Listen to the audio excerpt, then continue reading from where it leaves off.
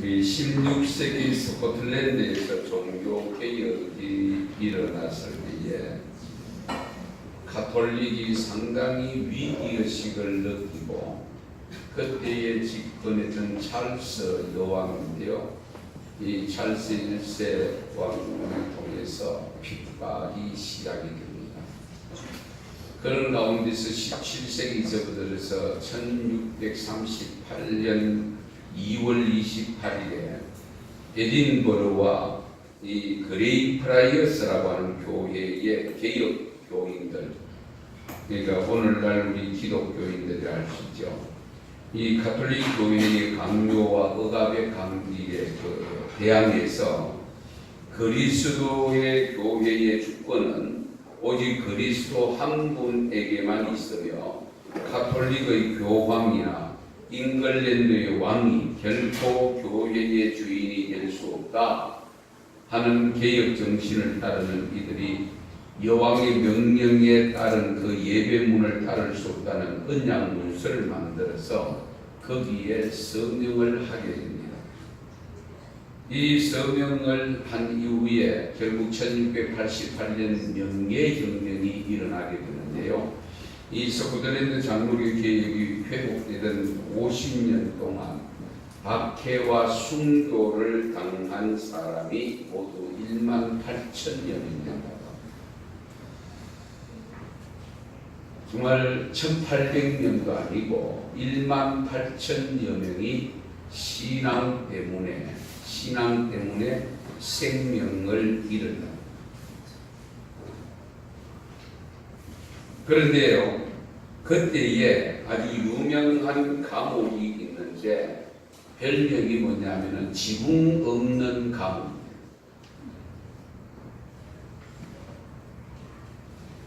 이 그레이프라이어스라고 하는 교회 곁에 한쪽 구석에 감옥을 만들었는데 높이가 1m, 벽이 1m 40이었다. 그러니까 어린아이들 키도 채 안 되니까 어른들이니까 마음만 먹으면 언제든지 탈출할 수 있도록 만들었습니다. 그렇게 만든 이유는 바로 그걸 노리거든요. 신앙을 변절시키거나 그것을 탈옥을 해서 발견되어졌을 때는 바로 사형을 시키려고. 그런데 그 당시 성도들은 지붕 없는 그 감옥을 한 사람도 빠져나가지 않았다고. 나갈 수 있는 길이 있음에도 불구하고 나가지 아니하고 끝까지 순교할 각오로 그 감옥에 갇혀 있었다는 사실.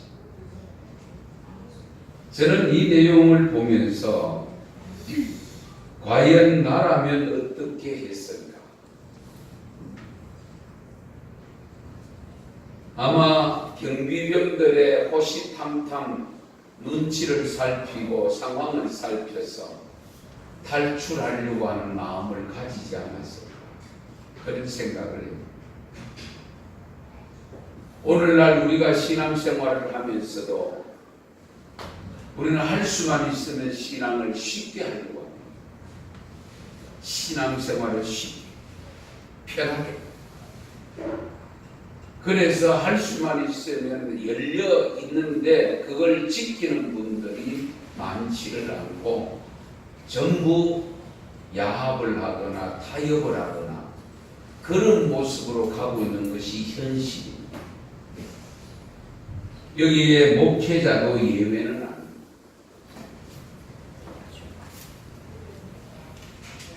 당시 그 고결한 언약을 지키기 위해서 지붕 없는 감옥 속에 약 1200명이 들어가 있었다고 합니다.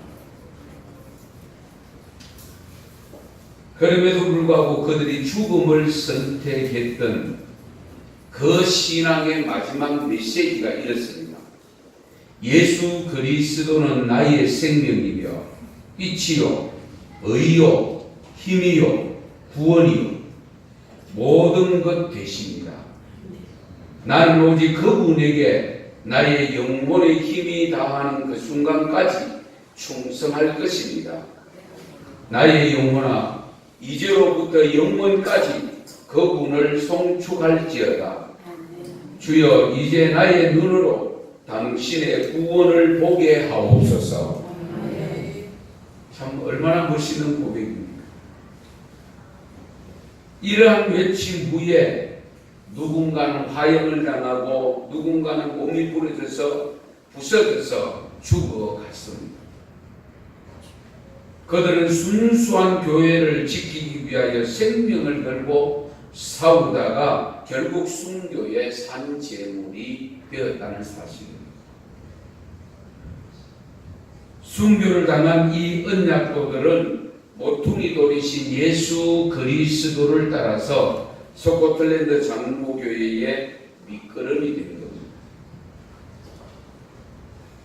시간은 많이 지났고 우리가 살아가고 있는 이 시대적 상황이 많이 다르지만 어쩌면 우리가 살고 있는 이 세상이 지붕 없는 감옥과 같다라고 할 수 있습니다. 우리가 살아가고 있는 이 삶의 자리가 지붕 없는 감옥. 그 속에 내 신앙 고백을 가지고 그 신앙 지키기 위해서 감옥 속에 갇혀서 불편함이 없이 영적 자유함을 가지고 사느냐, 아니면 새 속에 우리가 항상 새 속에 타협해서 이 감옥을 벗어나서 적당하게 사느냐 하는 것은 전적으로 우리 나의 몫입니다. 그 선택과 결단은 나의 몫입니다. 이런 측면에서 볼 때에 우리가 이 기독교 신앙을 가지게 될 때에 그냥 된 것이 아니라는 것도 항상 염두에 두셔야 됩니다. 수많은 순교자의 피가 흘러있고 스며있고 수많은 핍박을 받아서 죽지 않고 근근히 살아온 성도들의 신앙을 통해서 이 복음이 내게 전달되었다는 것 잊지 말아야 됩니다. 그냥 누가 전도를 해서 우리 어머니 아버지 태 속에서 모태 신앙으로 그렇게 해서 신앙생활을 한 것으로만 받아들이면 안 된다.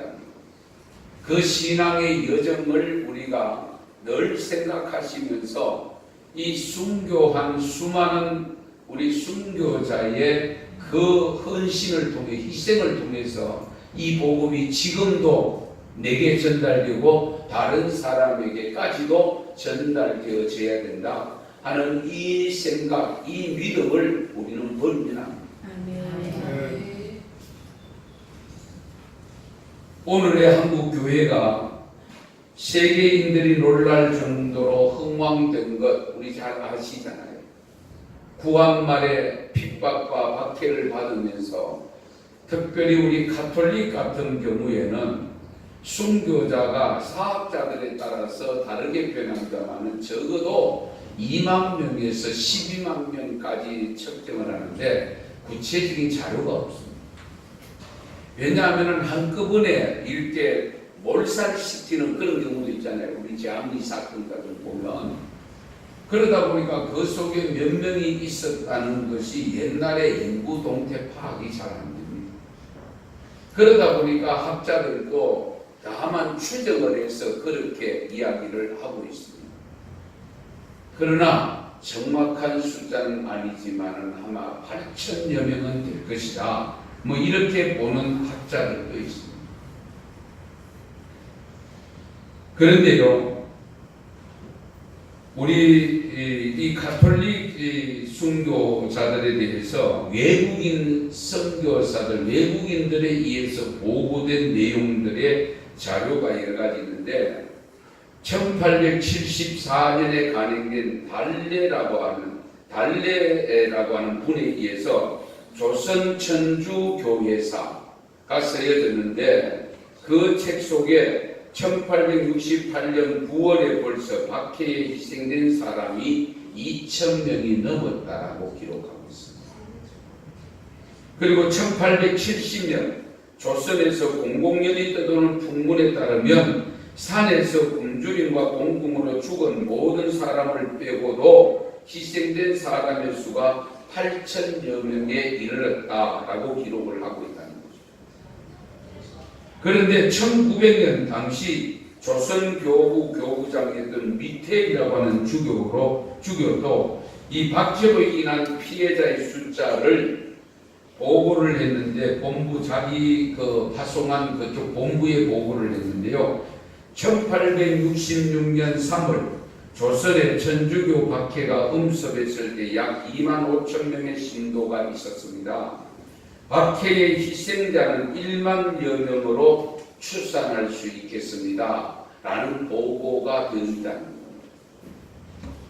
이런 것을 고려하면 어쨌든 순교자가 수백 명을 넘어서 수천 명은 넘는다는 사실.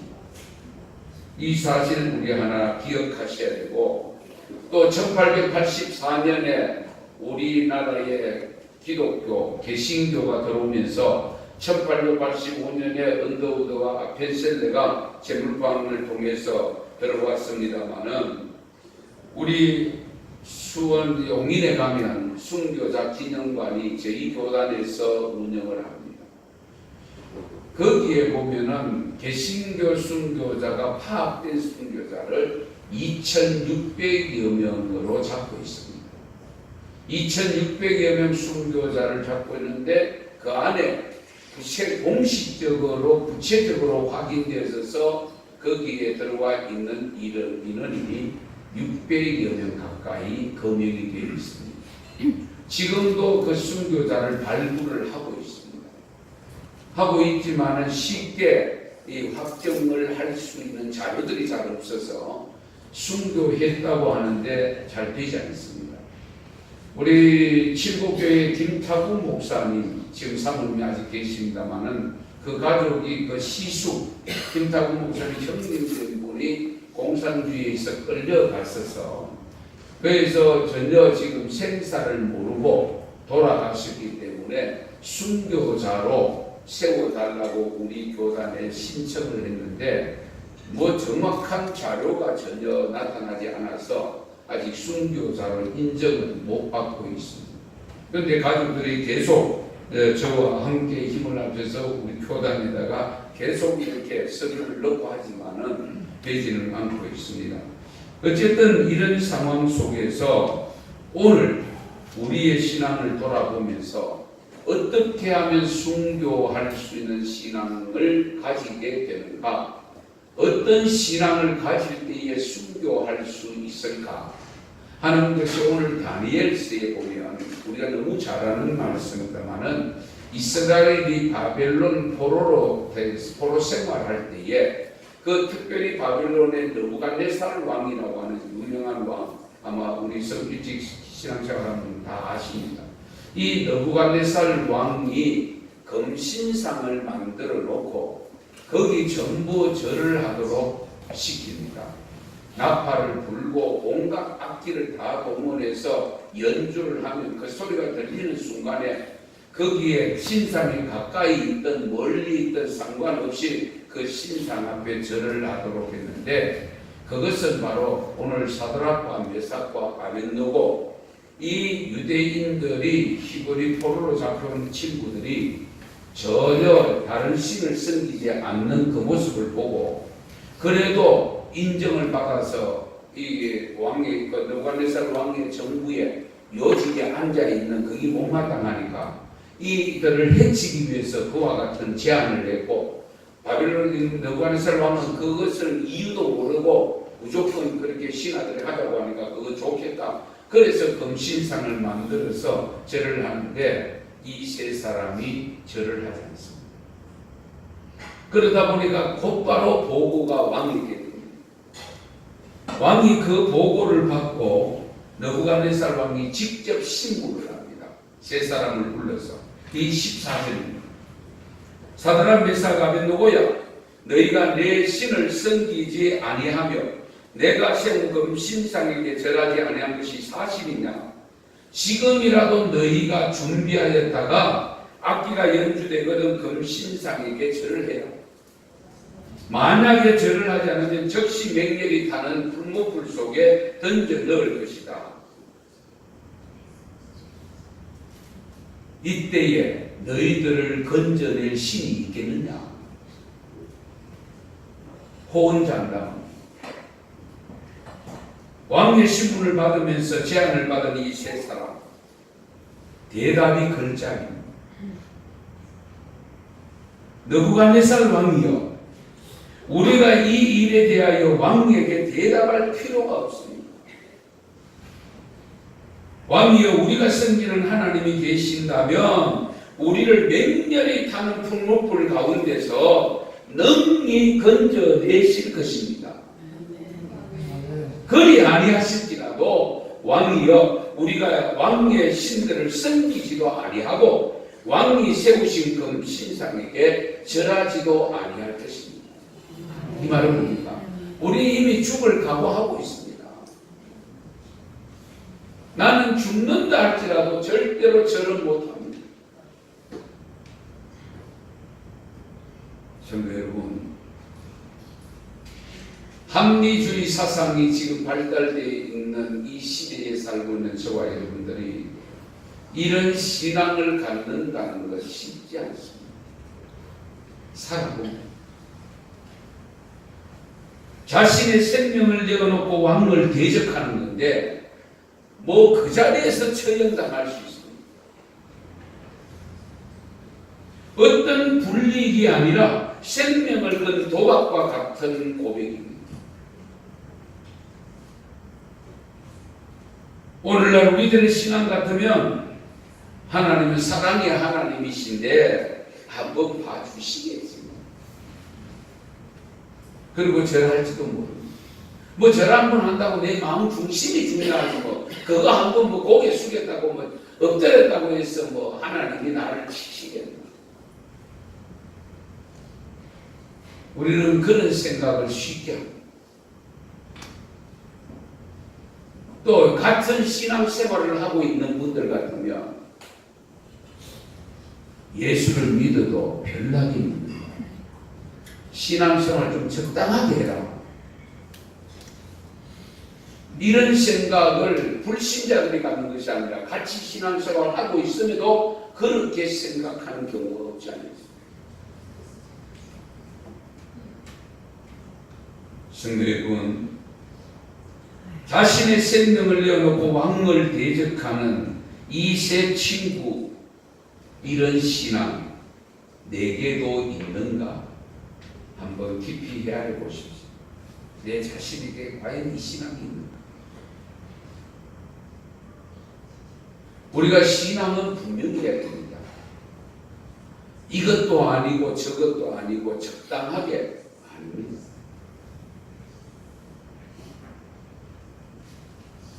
분명히 주님 아니면 안 된다고 하는 것, 주님 밖에 없다고 하는 것, 이 믿음,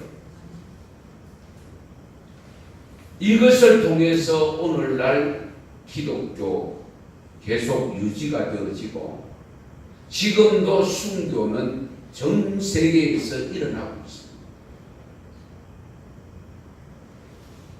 그분들이 어리석어서 그런 것이 아닙니다. 믿음 때문에, 구원의 확신 때문에. 왜? 죽어도 영생을 얻기 때문에. 이 육신의 생명이 이것밖에 없다, 이것밖에 없다라고 생각되어지면 그렇게 못하지요.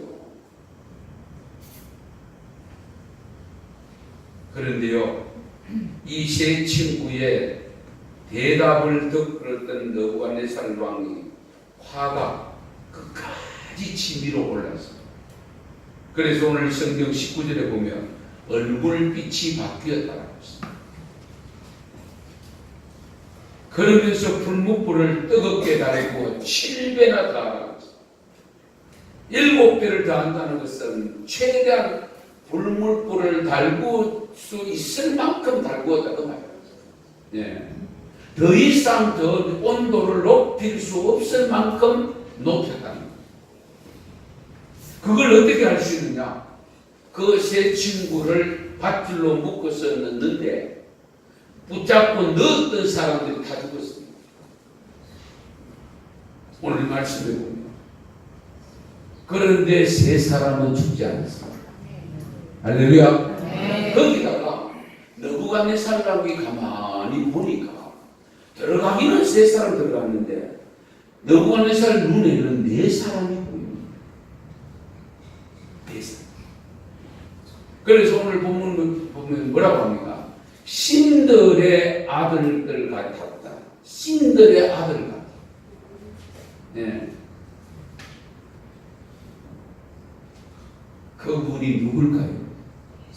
하나님의 아들 예수님이죠. 네. 예수님도 구약 성경에 구약식에 있습니까? 창조 때부터 계셨다는 거예요. 그러니까 세 사람이 빙글빙글 돌고 있는데 세 사람이 아니고 네 사람이 빙글빙글 돌고 있으니까 느부갓네살 왕이 생각이 바뀌고 그래서 이 느부갓네살 왕이 풀무불 곁으로 다가와서 이렇게 외칩니다. 지극히 높으신 하나님의 종 사드락 메삭 아벤노고야 나와서 이리로 오라. 할렐루야. 나와서 이리로 오라. 얼마나 멋있습니까? 그 왕의 말이 떨어지기가 무섭게 세 사람이 그 풀무불 속에서 나왔어.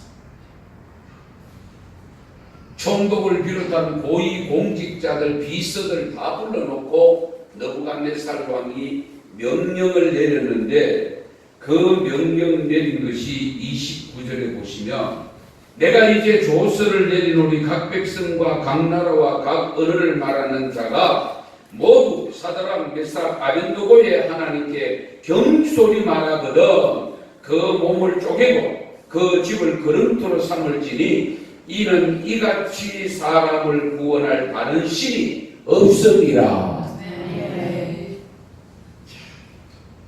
이방나라 바벨론 왕 금신상을 만들어 놓고 절하라고 했던 왕이 이제는 고백이 뭡니까? 이렇게 풀무불 속에서 다 죽지 않으면 안 되는 그 불 속에서 이 세 사람을 살려낸 신은 하나님밖에 없다. 이 세 친구가 믿는 하나님밖에 없다. 그러므로 이제 이들이 믿는 하나님에 대해서 왈가왈부하거나 비난을 하거나 조롱을 하거나 그런 사람은 가차없이 죽이고 그 집을 빼앗아서 거름토로 삼아.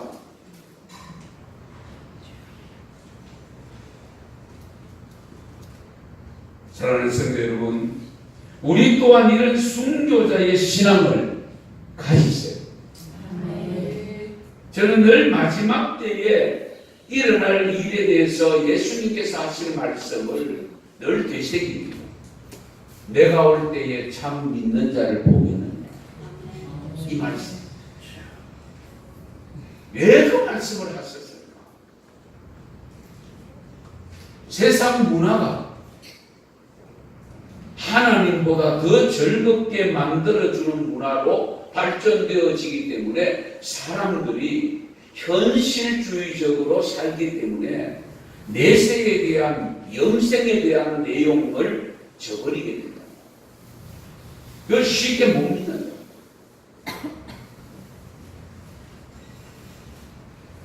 하나님의 능력과 보호를 확신하는 믿음을 가졌던 이 세 친구. 오늘 예배를 드리는 우리 성도님들 절대로 이 기독교 신앙을 가지고 있는 종교 중에 한 종교 그렇게 생각하면 안 됩니다. 여러 종교가 있는데 그래도 기독교가 낫더라 이런 사고 이런 신앙만 가지고는 안 됩니다. 보다 분명한 것은 내 안에 영혼이 있고 그 영혼은 하나님께서 내게 주신 것이고 그 영혼은 하나님께로 가야 할 영혼인데 다만 가는 방법은 예수 그리스도를 믿음으로 말미암아 죄사함 받은 구속의 은혜를 입은 자만이 갈 수 있다는 이 확신에 찬 믿음이 없이는 우리가 순교자적 신앙을 가질 수 없습니다. 돈 몇 푼에도 믿음이 흔들리고 있고 작은 명예와 권력과 세속의 즐거움 이런 것 때문에도 우리 믿음이 흔들리는 경우들이 있는데 죽음이 내 앞에, 칼이 내 앞에 와 있을 때에 그것을 감수하면서 죽음을 내어놓고 내 신앙을 지킨다는 것 쉽지 않습니다. 그래서 우리는 계속 말씀을 되새겨야 됩니다. 이 느부갓네살 왕이 회유했을 때에 17절 말씀에 보면 왕이여 우리가 섬기는 하나님이 계신다면 우리를 맹렬히 타는 풀무불 가운데에서 건져내시리이다. 아멘. 건져내시리이다. 그럼에도 불구하고 말미에 한 가지 더 말씀합니다. 그리 아니하실지라. 그 말은 뭡니까? 우리를 이 풀무불에서 건져내시지 않고 우리가 죽는다 할지라도 우리는 당신에게 섬길 수 없고 당신이 만들어 놓은 금신상에 절할 수 없다.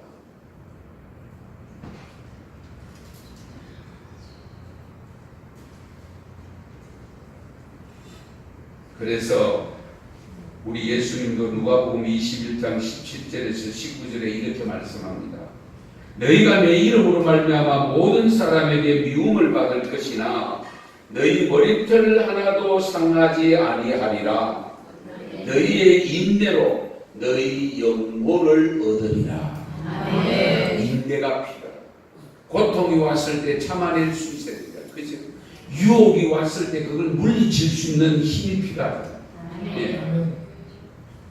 그래 마태복음 10장 28절 29절에도 보면 몸은 죽여도 영혼은 능히 죽이지 못하는 자들을 두려워하지 말고 오직 몸과 영혼을 능히 지옥에 멸하실 수 있는 이를 두려워하라.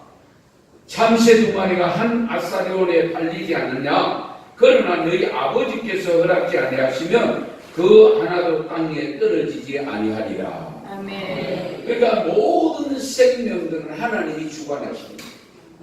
심지어 날아다니는 새 한 마리라도 떨어지는 것이 그냥 우연히 떨어지는 것 같으나 하나님이 허락지 않으면 떨어지지 않을 수 있다. 죽지 않을 수도 있다. 그런데 하물며 하나님의 형상을 입고 태어난 우리 인간들이 사람들을 함부로 죽도록 아무에게나 죽도록 하나님께서 내버려 두시겠습니까?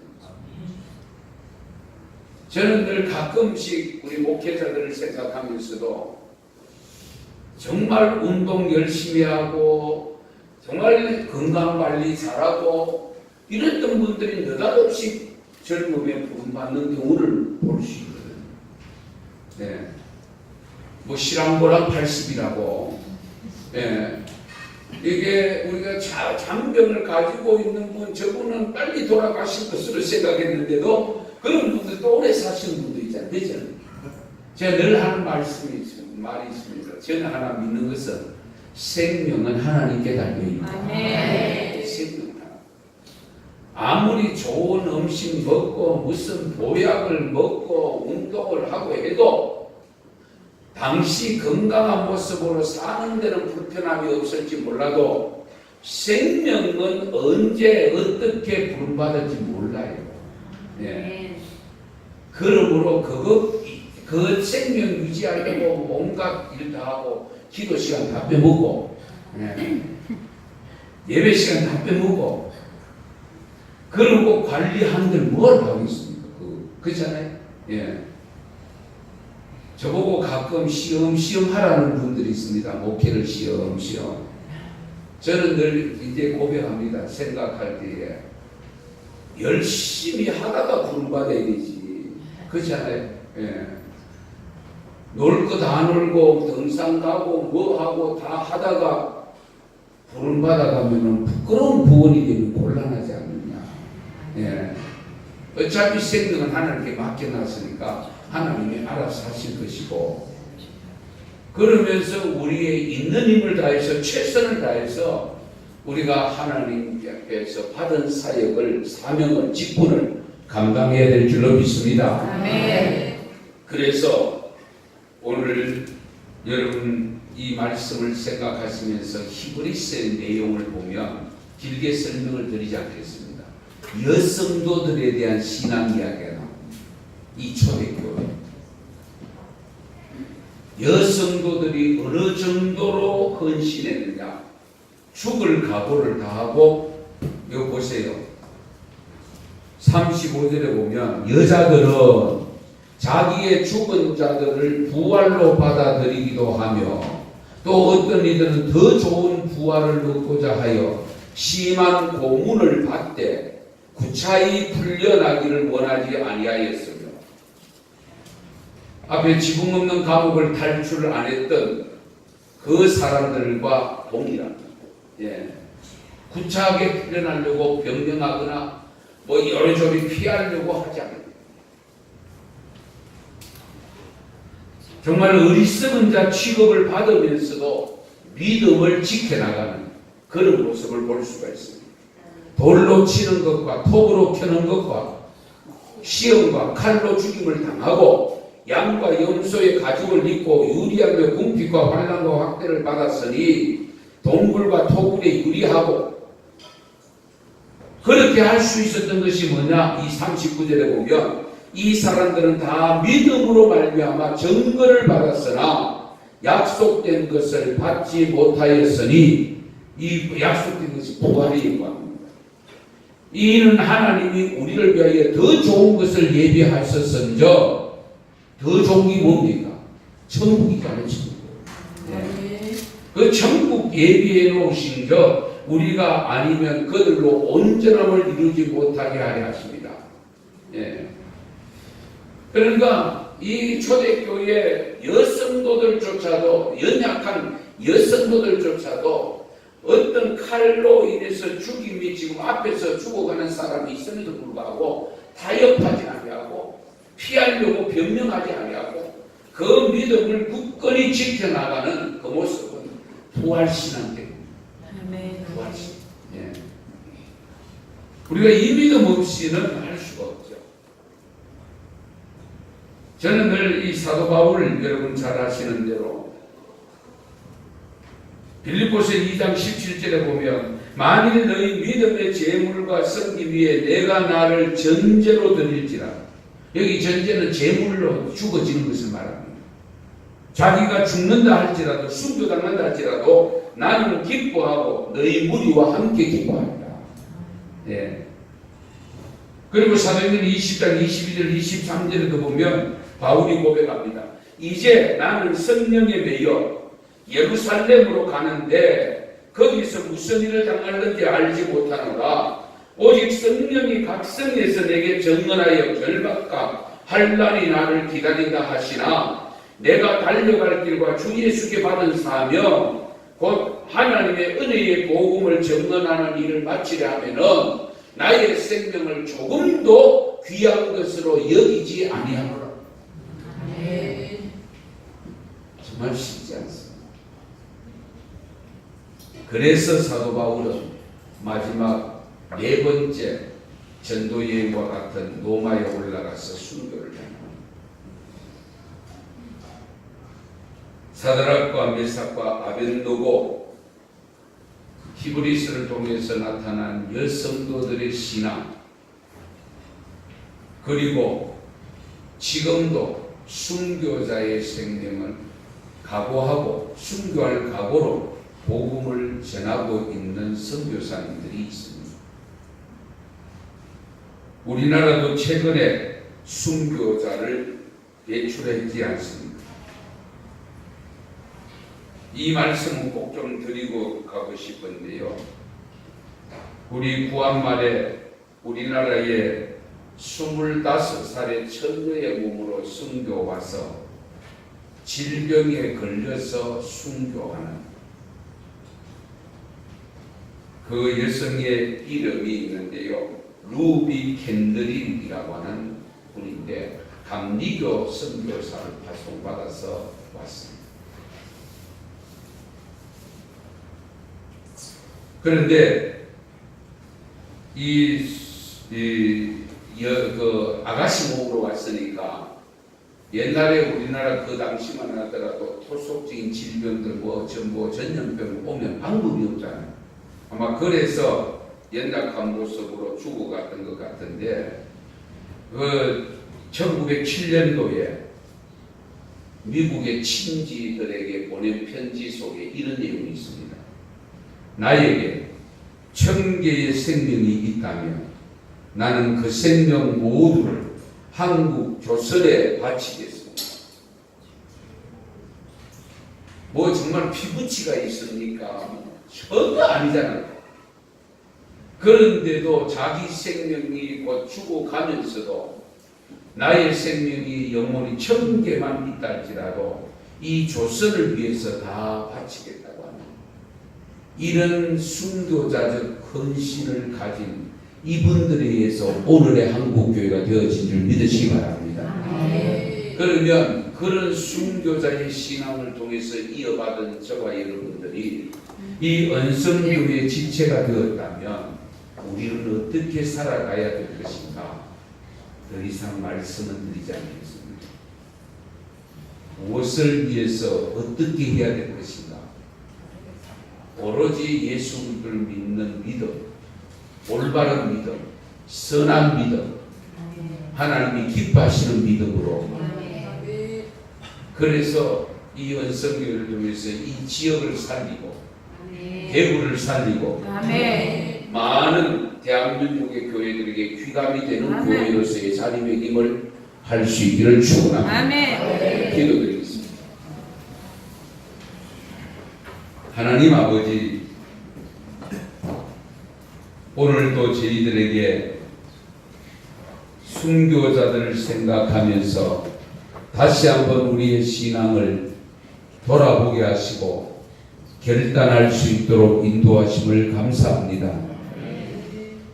아버지 하나님, 자신의 생명 아깝지 않은 분 아무도 없습니다. 그러나 그 아까운 생명 복음을 위해서 내어놓고 그 내어놓은 것을 통해서 희생을 통해서 오늘의 대한민국 900만이 넘는다고 하는 기독교 신자를 자랑하는 한국, 하나님 감사합니다. 저들도 그분들의 신앙을 본받아 이 한국 교회를 통해서 땅끝까지 복음을 전가하는데 쓰임 받기를 소망합니다. 언성교회가 세워졌습니다. 이 언성교회를 하나님께서 사용하여 주시고 진실로 우리 하나님 앞에 뜨겁게 사용되어지고 하나님 나라의 자랑거리가 될 수 있는 언성교회가 될 수 있도록 도와주시옵소서. 성도들 한 분 한 분이 순교자의 신앙을 가지고 믿음을 지켜나가며 교회를 지키며 살리며 살아갈 수 있도록 도와주시옵소서. 아사 교생할 수 있도록 은총을 베풀어 주시옵소서. 예수님의 이름으로 기도드리옵나이다. 아멘.